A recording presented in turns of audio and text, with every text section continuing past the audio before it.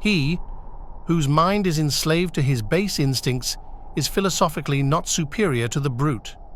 He, whose rational faculties ponder human affairs, is a man. But he whose intellect is elevated to the consideration of divine realities is already a demigod, for his being partakes of the luminosity with which his reason has brought him into proximity. The devil archetype, often identified as Lucifer, resides within the intricate layers of every human psyche. To dismiss this facet as merely evil and negative would be an ignorant oversight, for there exists a profound rationale behind the integration of this archetype into our shared human consciousness. Within each of us, a personal devil lurks, embodying complexities that demand understanding and exploration. Only a courageous few have ventured into the depths of their psyche to explore the absolute, and even fewer have documented their profound encounters. This scarcity of exploration and documentation magnifies the exceptional value of Carl Jung's enigmatic Red Book. It stands as one of the rare records delving into the unfathomable depths of the human psyche, shedding light on Jung's remarkable journey and the formulation of his renowned psychological theories on archetypes. Delving into this profound work has the potential to even alter the very fabric of your own dreams. In the book's second part, Liber Secundus, within the chapter titled The Red One, Jung confronts his personal devil. Let us delve into his writings to extract the profound wisdom embedded within this encounter. I find that I am standing on the highest tower of a castle. The air tells me so. I am far back in time. My gaze wanders widely over solitary countryside, a combination of fields and forests. I am wearing a blue garment. I am the tower guard. I look out into the distance. I see a red point out there. It comes nearer on a winding road, disappearing for a while in forests and reappearing again. It is a horseman in a red coat, the Red Horseman. He is coming to my castle. He is already riding through the gate. I hear steps on the stairway. The steps creak. He knocks. A strange fear comes over me.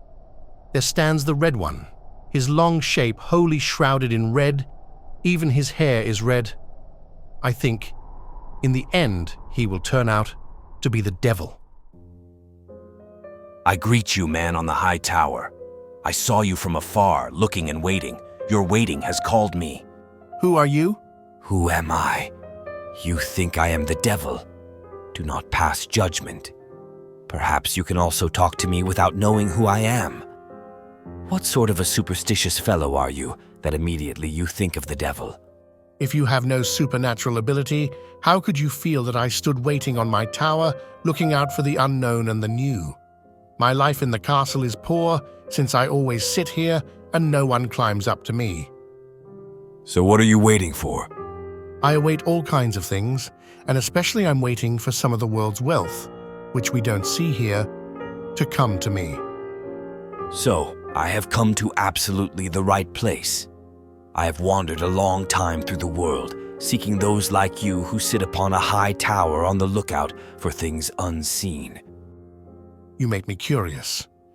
You seem to be a rare breed. Your appearance is not ordinary, and then too, forgive me, it seems to me that you bring with you a strange air, something worldly, something impudent or exuberant or, in fact, something pagan. You don't offend me. On the contrary, you hit your nail on the head. But I'm no old pagan, as you seem to think. I don't want to insist on that. You're also not pompous and Latin enough. You have nothing classical about you. You seem to be a son of our time, but as I must remark, a rather unusual one. You're no real pagan, but the kind of pagan who runs alongside our Christian religion. You're truly a good diviner of riddles. You're doing better than many others who have totally mistaken me. You sound cool and sneering. Have you never broken your heart over the holiest mysteries of our Christian religion? You're an unbelievably ponderous and serious person. Are you always so urgent? I would before God always like to be as serious and true to myself as I try to be. However, that certainly becomes difficult in your presence. You bring a certain gallows air with you, and you're bound to be from the Black School of Salerno, where pernicious arts are taught by pagans and the descendants of pagans. You're superstitious and too German. You take literally what the scriptures say. Otherwise, you could not judge me so hard.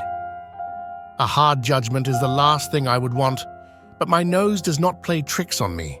You're evasive and don't want to reveal yourself. What are you hiding?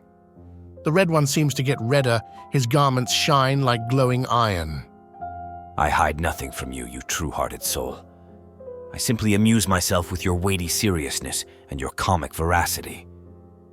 This is so rare in our time, especially in men who have understanding at their disposal. I believe you cannot fully understand me. You apparently compare me with those whom you know. But I must say to you for the sake of truth that I neither really belong to this time nor to this place. A spell has banished me to this place and time for years. I am really not what you see before you. You say astounding things. Who are you then? That is irrelevant.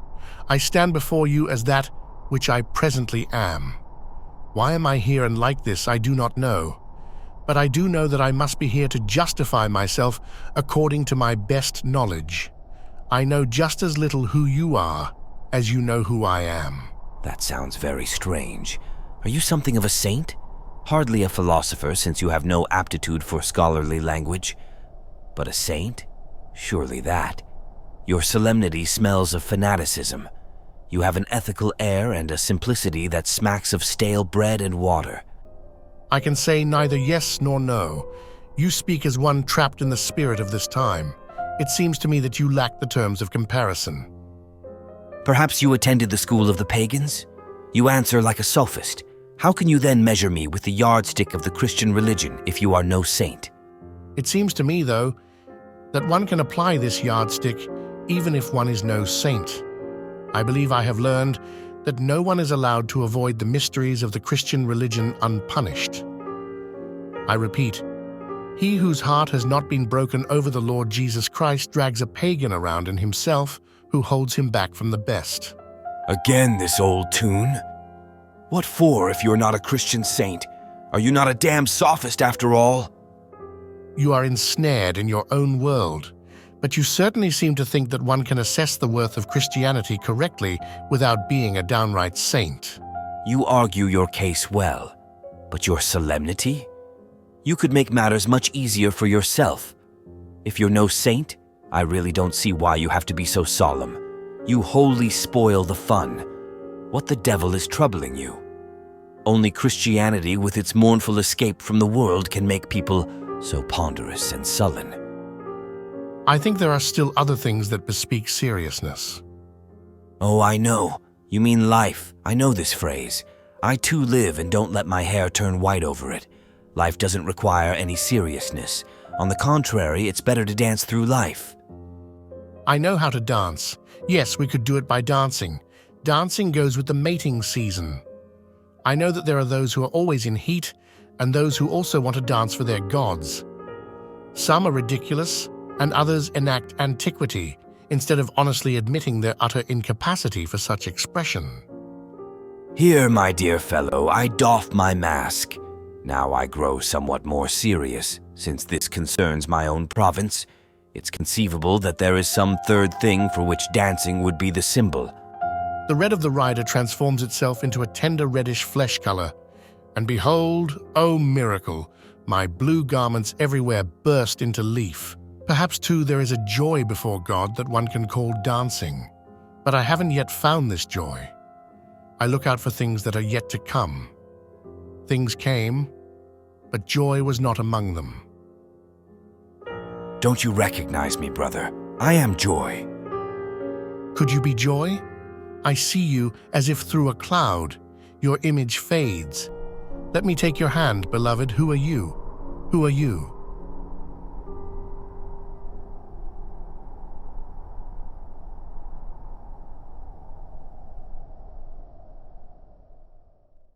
When I saw that the devil is joy, surely I would have wanted to make a pact with him. But you can make no pact with joy because it immediately disappears. Therefore, you cannot capture the devil either. Yes, it belongs to his essence that he cannot be captured. He is stupid if he lets himself be caught, and you gain nothing from having yet one more stupid devil. The devil always seeks to saw off the branch on which you sit. That is useful and protects you from falling asleep and from the vices that go along with it. The devil is an evil element. But joy, if you run after it, you see that joy also has evil in it. Since then, you arrive at pleasure, and from pleasure go straight to hell, your own particular hell, which turns out differently for everyone. Through my coming to terms with the devil, he accepted some of my seriousness, and I accepted some of his joy. This gave me courage. But if the devil has gotten more earnest, one must brace oneself. It is always a risky thing to accept joy, but it leads us to life and its disappointment, from which the wholeness of our life becomes.